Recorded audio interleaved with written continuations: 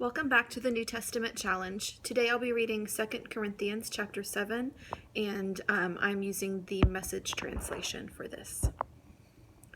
With promises like this to pull us on, dear friends, let's make a clean break with everything that defiles or distracts us, both within and without. Let's make our entire lives fit and holy temples for the worship of God. Trust us. We've never hurt a soul, never exploited or taken advantage of anyone. Don't think I'm finding fault with you. I told you earlier that I'm with you all the way, no matter what. I have, in fact, the greatest confidence in you. If only you knew how proud I am of you. I am overwhelmed with joy despite all our troubles. When we arrived in Macedonia province, we couldn't settle down. The fights in the church and the fears in our hearts kept us on pins and needles. We couldn't relax because we didn't know how it would turn out. Then the God who lifts up the downcast lifted our hearts with the arrival of Titus.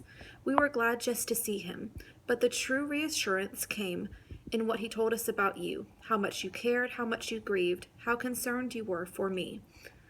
I went from worry to tranquility in no time. I know I distressed you greatly with my letter. Although I felt awful at times, I didn't feel at all bad now that I see how it turned out. The letter upset you, but only for a while. Now I'm glad, not that you were upset, but that you were jarred into turning things around.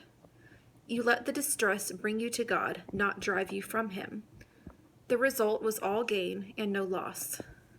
Distress that drives us to God does that. It turns us around. It gets us back in the way of salvation. We never regret that kind of pain. But those who let distress drive them away from God are full of regrets and end up on a deathbed of regrets.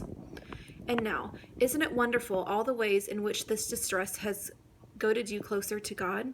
You're more alive, more concerned, more sensitive, more reverent, more human, more passionate, more responsible.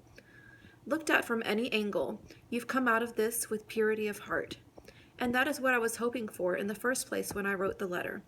My primary concern was not for the one who did wrong, or even the one who wronged you, but for you, that you would realize and act upon the deep, deep ties between us before God. That's what happened, and we felt just great.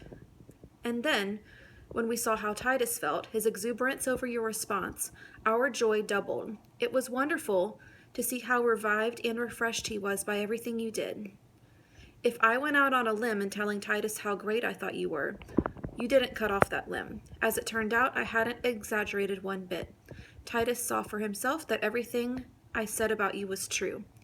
He can't quit talking about it, going over again and again the story of your prompt obedience and the dignity and sensitivity of your hospitality.